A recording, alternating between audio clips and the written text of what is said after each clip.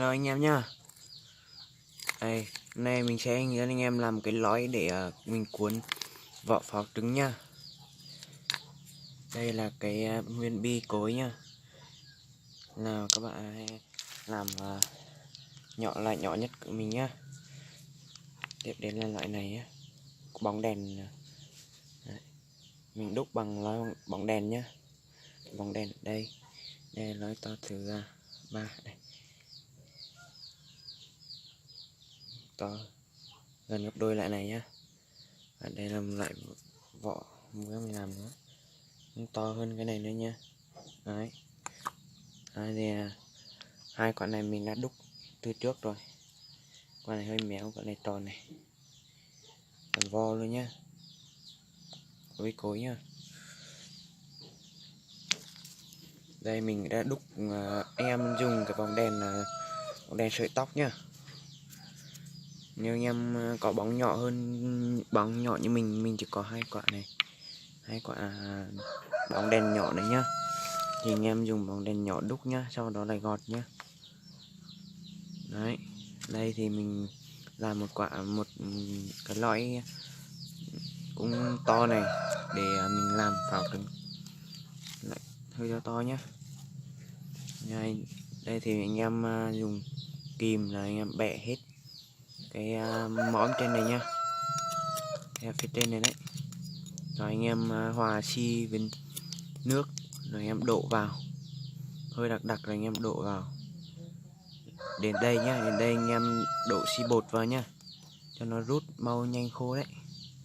Đây anh em thấy khúc này đen hơn này. Đấy, nó nhanh khô.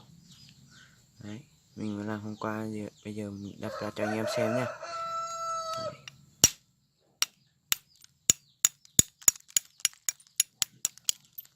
Ôi, bị đấy một ít rồi, mình phải đắp thêm rồi.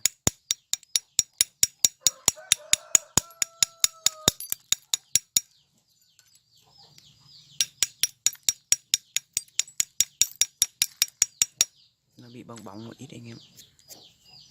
Đây anh em nhìn cái này tròn vo luôn đúng không? Nó bị bong bóng một ít đây anh em này. Lần nữa mình đắp xi vào nhé. Đấy.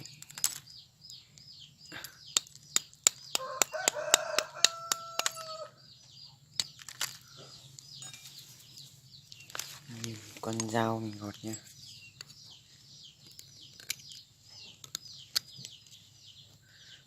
Em đừng để khô quá nha, khô quá khó gọt lắm nha, không gọt được luôn đấy, là phải đưa máy mài đấy.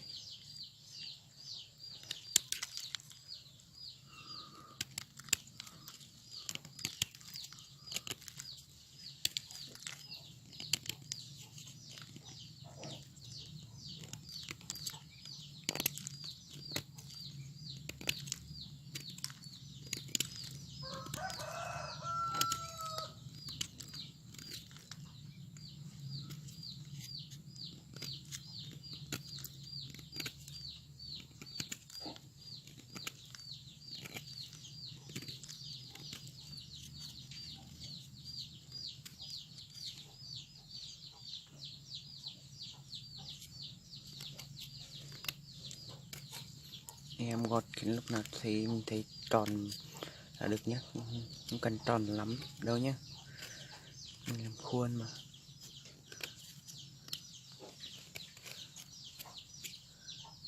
Đấy, anh em bệt xi, hồi lát nữa mình bệt xi tròn này để khô được rồi.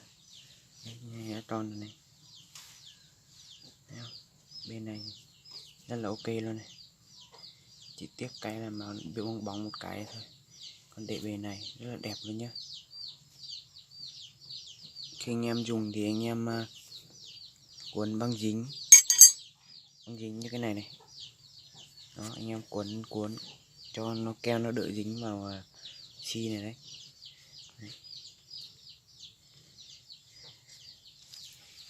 Đấy nhá, đây các khuôn của mình nhá, đây đây này, từ nhỏ đến lớn nó nhá. Đấy, cái này. Đấy. Cái này gấp đôi cái này cũng gần gấp đôi cái này, và cái này là gần gấp đôi cái này. Đấy, to phết đấy chứ. Nếu anh em muốn làm nhỏ ấy, anh em làm con này vừa này, còn con này thì anh em chỉ cần pháo nổ thôi. Còn pháo hoa loại này thì đựng được mấy Aseta đấy anh em, tí đây.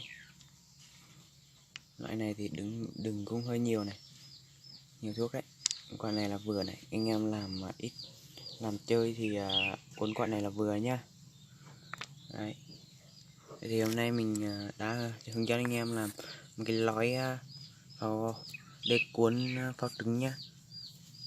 Hôm sau mình sẽ làm video hướng dẫn anh em cuốn một cái vỏ pháo trứng, pháo hoa trứng nhá. Rồi anh em thấy hay nhớ like và đăng ký kênh của mình nha, để kênh mình phát triển nha anh em. Tạm biệt anh em nha, bye bye.